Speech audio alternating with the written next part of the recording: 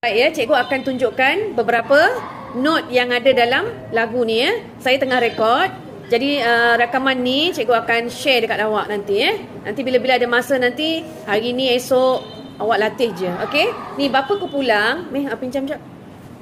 Okey, lagu Bapa Ku Pulang ni dia ada note F. Kita tengok sini.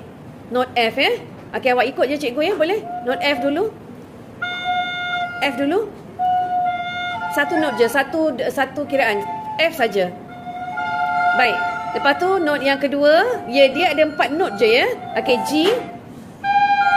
Okey, baik. Lepas tu C atas.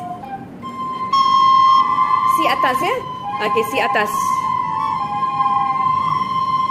Okey, betul. Okey, next note is A. Betul. Sekali lagi cikgu nak awak C. Lagu ni C atas ya semua ya. Okey, baik. Saya nak perkenalkan awak dengan B flat. B flat ni, kalau B dia macam ni ya. Dengar, kalau B. Betul? Tapi untuk lagu Bapa Ku Pulang kita ada B flat. Dia bukan B. Dia bukan. Dia B flat ni.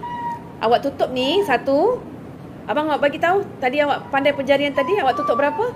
0, 1.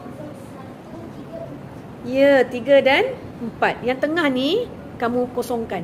Kamu jangan tutup. Okey, cuba B tadi. B flat.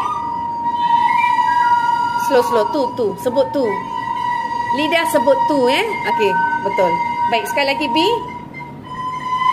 Okey, B ni ada tak dalam lagu ni? Tak ada, dia B flat. Jadi kita tiup B flat. Sekali lagi dari mula. Dari mula cikgu nak F.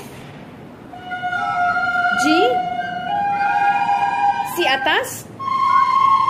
A. B flat. Okey, inilah 4 note yang utama dalam lagu ni yang awak kena practice. Okey, kita cuba satu-satu. Ready?